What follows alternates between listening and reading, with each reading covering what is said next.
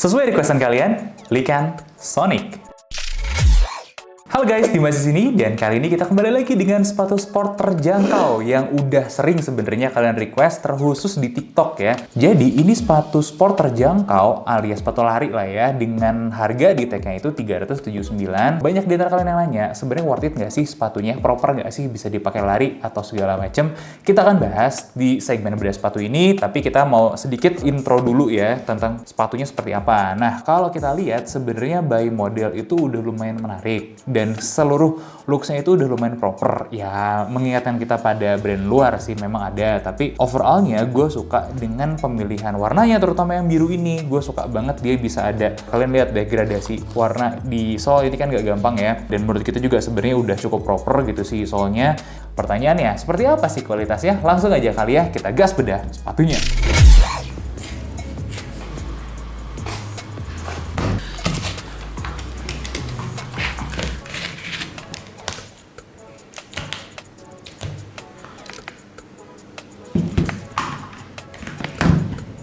Dari dia, Lycan Sonic.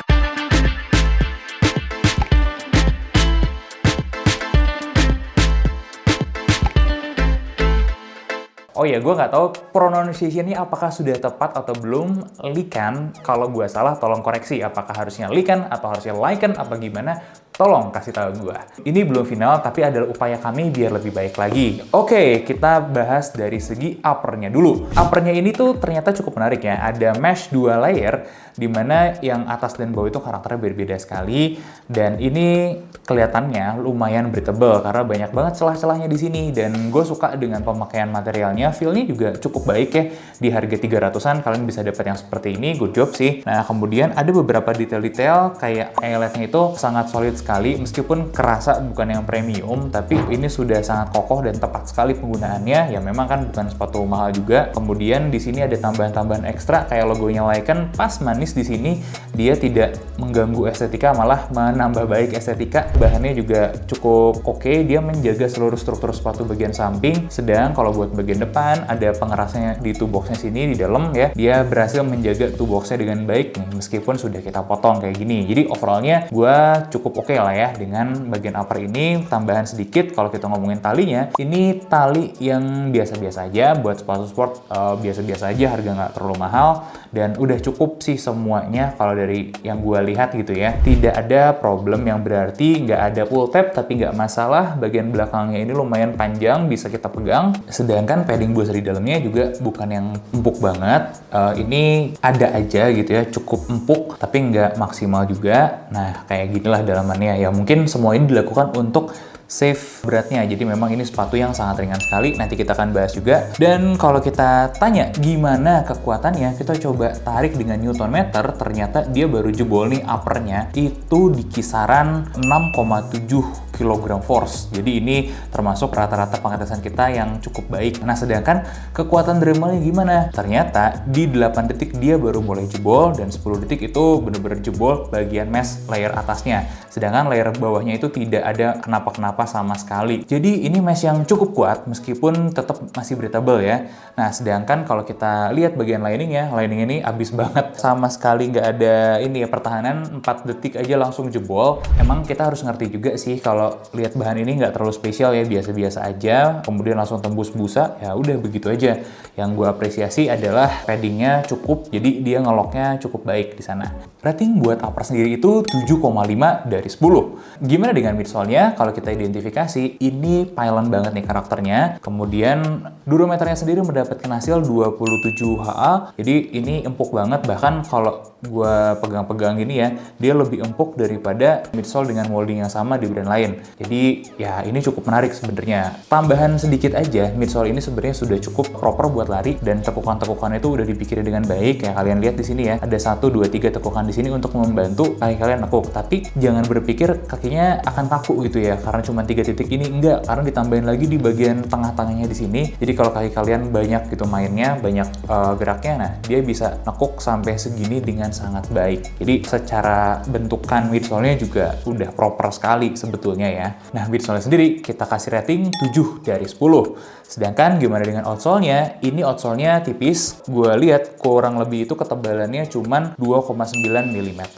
Kemudian durometernya itu sebenarnya oke ya di 51 HA. Tapi ya kita coba Dremel nih buat ngetes kekuatannya, dan di 10 detik pertama itu udah habis langsung tembus ke material midsole-nya yang juga nggak kuat. Jadi ini punya durabilitas yang tidak bagus, jelas. Makanya kita kasih rating 5 dari 10. Kalau kalian pengen tahu gripnya, nanti kita akan bahas di performance, tenang aja. Dan rata-rata untuk materialnya itu ada di 6,5 dari 10. Nah, kita masuk ke bagian konstruksi. Ini disclaimer dulu, sesuatu yang buat gue impresif ya, buat di harga 300 salah satunya adalah konstruksinya. Gue pertama kali ngeliat, dia tuh udah cukup rapih, dan gue coba ulik-ulik gitu ya. Ternyata beberapa kelengkapannya juga bagus. Ternyata di dalamnya udah pakai strobel stitch, sedangkan yang depannya nggak pakai strobel, nggak apa-apa juga, karena udah cukup kuat. Nah, kemudian lem-lemannya ini juga rapi sekali. Jadi gue memang notice sebenarnya ada yang bleber-bleber, tapi nah kayak gini loh, bikin clean up yang bagus tuh. Ini kan bagus banget loh clean up-nya. Jadi dari yang bleber itu di clean up dengan baik, dan ya hasilnya kayak kita bisa lihat di sepatu ini gitu. Jadi masih puas lah gitu kita lihat secara visualnya. Masuk ke dalam, everything's good sih, relatif rapi. Yang perlu kita tes itu kan kekuatannya ya. Nah, kekuatannya kalau dari temuan kita, alas ke midsole itu cukup. Artinya gue masih bisa tarik gitu, masih bisa buka, tapi nggak mudah. Nah, ini kita lagi nggak ada kesempatan buat tes di lab ya, karena ada beberapa antrian gitu di labnya, dan nggak kekejar kalau kita harus tes dulu untuk mengejar syuting ini. Jadi nggak apa-apa ya, ada beberapa yang kita tes seadanya aja, tapi insya Allah ini reliable kok. Nah, kemudian untuk dari upper ke midsole, ini juga menurut gue relatif cukup suka sih. Jadi ada potensi buat jadi sangat baik, cuman kalau menurut kita untuk saat ini masih di kategori cukup aja. Jadi nggak terlalu masalah lah kalau kalian pakai lari, terus kemudian kena basah gitu ya, dicuci segala macam masih tahan kok. Pertanyaannya itu sebenarnya ada di midsole ke outsole-nya, karena dia tuh sebenarnya lemnya kuat, tapi pas gue tarik, ini gue dapet result kayak gini nih. Nah, ini kan bisa gue tarik nih. Ini tuh bukan lemnya yang nggak kuat guys, tapi midsole-nya justru yang kalah. Ini banyak ketarik nih si midsole-nya. Jadi ini juga mungkin bisa jadi pertimbangan ya, karena midsole-nya itu kan empuk banget, dan ternyata dia kalah nih kalau dari segi tarik-tarikan. Kalau memang kalian akan butuh ya yang kayak gini ya. Jadi ini membuat kita mengurungkan buat ngasih skor maksimal gitu ya buat si konstruksinya, dan menurut kita angka 7 tuh sudah mewakili cukup ya, cukup aja buat si Lycan Sport ini. Next, kita akan bahas dari segi kenyamanan. Senyaman apa sih sepatu ini? Jadi, kalau kita mau ngomongin ukuran-ukurannya, pertama nih, instep-nya dulu. Instep-nya itu bagian ini ya, bagian punggung kaki, ternyata dia 72,4 mm. Nah, itu cukup tinggi loh. Jadi, buat kalian yang punggung kakinya tinggi, lumayan bisa terakomodasi. Dan plus, karena ini kan non-gusseted, jadi dia masih bisa lebih main lagi sedikit ya si lidahnya. Lumayan lah buat kalian yang punggung kakinya lebih gemuk gitu ya, atau lebih tinggi, ini bisa mengakomodir kaki kalian harusnya. Kemudian width-nya atau kelebarannya itu 99,8, artinya nggak yang lebar banget, cukup aja hampir 100 mm. Tapi ini tuh bahannya fabric, jadi masih bisa agak main lagi sedikit. Untungnya itu, at least kaki kalian nggak kejepit banget. Kemudian panjangnya 26,5 di size 42, ini wajar sih, oke aja ya. Kemudian heel drop-nya itu kita dapat di angka 15,4 mm atau 1,5 cm lah ya. Jadi please kalian consider kalau mau ambil sepatu ini buat jalan juga ya. Karena gue kurang menyarankan, lebih berasanya ini untuk lari sih, beneran buat lari, meskipun larinya masih lari tipis-tipis gitu ya, bukan lari yang kenceng. Anyway, kalau buat lari ini tuh cukup menarik karena dia rockernya agak lumayan, jadi nggak sampai agresif banget, tapi cenderungnya sudah medium ke agak lumayan agresif lah gitu ya di sini. Jadi memang gue tidak menyarankan ini buat jalan, memang buat lari aja meskipun kecepatannya rendah. Kabar baiknya sepatu ini tuh adem juga dengan breathability yang cukup baik, bahkan tanpa perlu tes breathability pun tester-tester kita mengatakan ini adalah sepatu yang adem. Jadi good job Lycan, buat kenyamanannya sih udah cukup menarik, tapi kan kita perlu bahas lebih ekstensif lagi. Nah, sambil gue bahas dari segi insole-nya, insole ini oke, udah lumayan proper ya, dengan durometernya itu 16,5, artinya empuk banget, tapi dia nggak terlalu lebay juga, karena apa? Dia masih bisa ngasih agak stabil lah di bagian solnya. Jadi sol ini juga empuk, tapi nggak sampai yang lembek gimana banget, nggak, masih oke aja. Dan biar lebih reliable soal kenyamanannya, adakah yang ganggu atau adakah yang kurang? Nah, kita beralih ke tes render kita. Gimana kata dia? Oke, Erik. Yuk. No, kita udah pakai Lycan Sonic ini. Lu kira-kira berapa kilometer? Terakhir Lycan Sonic ini gue pakai sekitar total ya. Jadi beberapa kali lari itu mileage-nya 50-an. Mileage 50. 50 kiloan. Kalau gue baru pakai ini under 10 sih, gue 7 km doang sebenarnya karena waktu gue sedikit. Oke, jadi apa yang lu rasain soal sepatu ini? Kenyamanannya dulu deh. Dari fit sendiri sebenarnya oke. Toe box-nya juga cenderung lebih lebar ya, maksudnya jadi kita punya feel yang lebih luas. Jempolnya juga nggak ngejepit banget gitu lah, bagian toe box-nya. Terus bagian upper-nya nih yang gue suka. Jadi ini emang breathable banget, pori-porinya yang besar juga. Kebetulan waktu itu pas lari kedua atau ketiga, gue sempet lari hujan-hujanan. Jadi berkat si uppernya yang rongga-rongganya besar ini airnya juga jadi cepet nguap, jadi cepet kering juga. Terus untuk si sole-nya ini enak banget, cushioning-nya empuk, tapi karena mungkin materialnya basicnya itu Epafilon, dipakai lama di kilometer 10-an ke atas itu udah mulai stiff. Jadi energi return-nya nggak sebaik waktu kita awal pakai atau mungkin di kilometer-kilometer awal gitu. Dan itu bikin kakinya lumayan pegal sih kalau misalnya dipakai buat long run.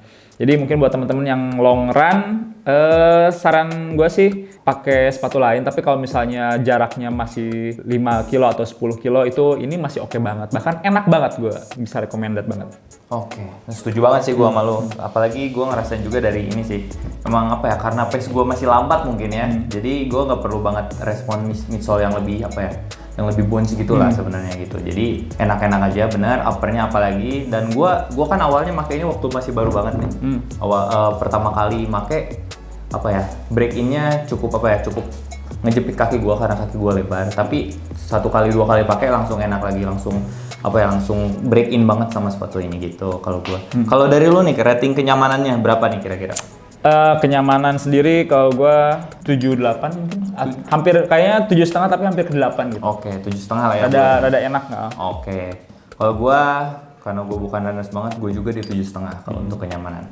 Oke, karena tes bedahnya itu di hari yang berbeda dengan tes runningnya, maka gue akan mempersembahkan ratingnya belakangan, yaitu segini. Nah, terakhir kita akan bahas performance-nya. Beberapa yang kita temukan adalah dari segi grip ya. Dari segi grip di lantai licin, ini ternyata bagus sekali. Kemudian kalau di lantai basah, ini biasa. Jadi maksudnya gripnya nggak spesial, dia masih agak sedikit-sedikit kepleset meskipun udah agak ngegrip lah. Sedangkan kalau kalian pakai di aspal, ini udah jelas, pasti oke. Nah, untuk stability-nya, ini juga bukan sepatu yang stabil.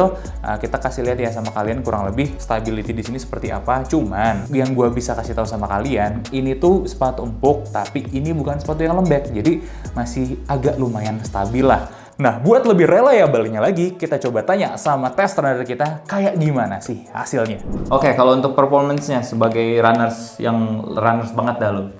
Enggak, runners formu aja. Asik. Jadi kalau buat performance sebenarnya ini masih oke kalau gua taruh di 7. Karena secara bentuk dan sole-nya ini udah mendukung lah buat teman-teman yang mungkin pengen baru nyoba lari atau mungkin baru ikutin tren-tren lari. Ini sepatu salah satu yang recommended buat dicoba gitu. Yes, betul. Kalau misalnya kalian nanya-nanya nih budget pelajar bang, ini salah satunya. Betul, gitu. Menurut gue di budget pelajar, di harganya ini paling worth it. Salah satu yang paling worth it juga. Betul, setuju. Gue juga kalau gitu ngasih performance di 7 juga deh. Jadi begitu aja dari kita hasil pemakaian dari Lycan Sonic ini. Balik ke Bang Dimas di studio. Yuk. Oke, kayak gitu penilaian dari test runner kita untuk performance-nya. Nah, beberapa catatan-catatan untuk siapa sih sepatu ini. Akhirnya kita menemukan kalau sepatu ini tuh lebih didesain buat orang-orang yang entry ya, entry level baru mulai lari, mau coba-coba. Nah, ini sepatunya cukup tepat sebenarnya karena dia memang udah proper, udah bisa banget dipakai lari, tapi dengan catatan durabilitasnya nggak terlalu oke dan material yang dipakai juga bukan yang terbaik. Ini jadi alasan juga kenapa kita selalu nyaranin kalau memang mau yang semuanya super proper, ada barrier entry di harga 500-an gitu ya buat dapat material yang bagus. Nah, selain itu untuk latihan apa aja sih sepatu ini? Yang jelas yang pasti ya, ini adalah untuk recovery run. Karena ini adalah sepatu cushion juga kelihatan dan kerasa sekali. Kemudian kalian bisa untuk pakai daily training bisa banget jelas, dan untuk sekedar lari tipis-tipis gitu ya di CFD mungkin masih bisa, cuman ya dengan warning aja gue kasih tahu ini rockernya agak lumayan dan heel dropnya juga agak lumayan. Jadi kalau kalian pakai untuk durasi yang lama ya terutama jalan ya, ini akan berasa sekali. Jadi jangan berharap kalau ini empuk, enak dipakai jalan atau berdiri lama. Nggak seperti itu. Nah, kayak gitu hasil tes Lycan Sonic ini, dan ratingnya adalah kalian bisa lihat di layar. Oke, segitu aja bedah sepatu kita kali ini. Ya, ternyata memang untuk segmen sport di bawah 500.000 ada yang masih harus dikorbankan, tapi kami cukup merekomendasi buat kalian yang mau coba-coba nih sepatu baru nggak mahal untuk olahraga dan bisa proper. Ini adalah salah satunya ya, meskipun kalau kalian mau dapet yang semuanya proper, materialnya bagus, durabilitasnya bagus, dan lain sebagainya, itu biasanya kalian harus mulai mendekati angka 500 ribuan. Kayak begitulah, karena memang price point-nya agak tanggung sih kalau menurut kita juga. Tapi nggak apa-apa, gue berharap sih sebenarnya Lycan mungkin bisa upgrade lagi. Ya mungkin ini pengenalan aja kali ya, biar orang-orang tertarik beli sepatunya, kemudian lama-lama begitu udah mulai tebel nih kantongnya, mereka develop yang lebih lagi. Karena apa? Karena satu yang gue temukan, kalau Lycan ini tuh ngerti banget bikin sepatu lari, ngerti banget gimana ngejar performance-nya, meskipun dengan harga segitu nggak bisa dikasih yang terbaik. Artinya Lycan harus dikasih kesempatan buat jualan sepatu mahal. Nah, nanti kita lihat kayak gimana hasilnya. Bener nggak teman-teman? Oke, gue Dimas undur diri. Sampai ketemu di bedah sepatu selanjutnya. Jangan lupa like, comment, dan subscribe.